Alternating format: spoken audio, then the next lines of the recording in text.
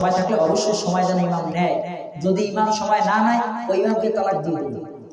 যে ইমাম দুই বৈঠকের মাঝখানে সময় না দেয় ওই ইমামকে তালাক দিয়ে দিবে। পারবেন না? এই তালাক বুঝে কি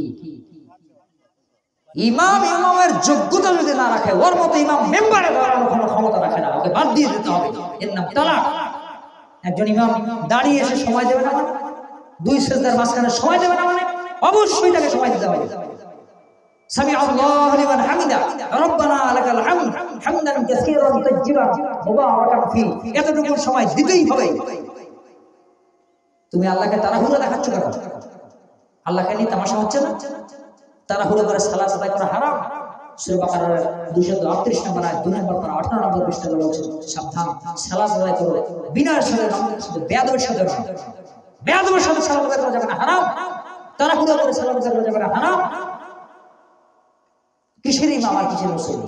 সালাতই হয় না, চারের কাজ সালাত আদায় করে 2 মিনিট। এ দেখে কে কথা বুঝাতে, কথা কি বুঝতে পারলে? সবার উপস্থিতি এই কাজ করবেন অবশ্যই। এখানে বলছেন সামি আল্লাহ, মুক্তাদির সামি আল্লাহ বিল হামিদে বলা লাগবে না।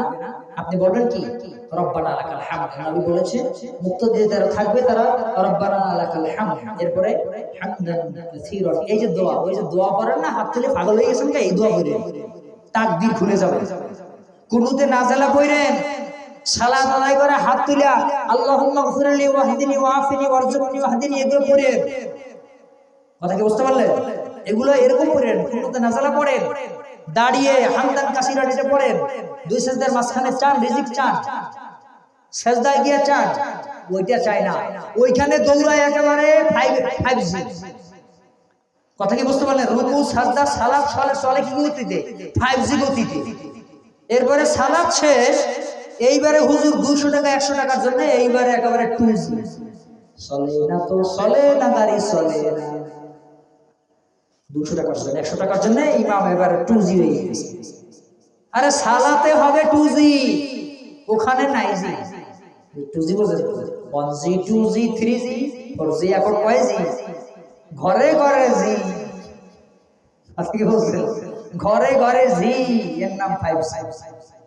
এটাই তো বললাম, ওটা তো আমি বলিই নাই, কারণ সহি জানতে চাইছি আমি, এই জন্য সঠিকটা জানাই দিয়েছি। ওটা তো প্রচলিত, ওইটা হলো প্রচলিত আছে আসসালামু আলাইকুম, এরপরে কথা কি বুঝতে পারলেন? এই যে ভদ্রলোক জিজ্ঞেস করছে, উনি জিজ্ঞেস করছে আমার কাছে সঠিকটা জানতে চেয়েছে।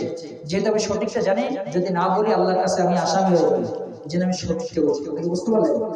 সালাম দুটোই হবে, আসসালামু আলাইকুম, আসসালামু আলাইকুম, ঠিক আছে?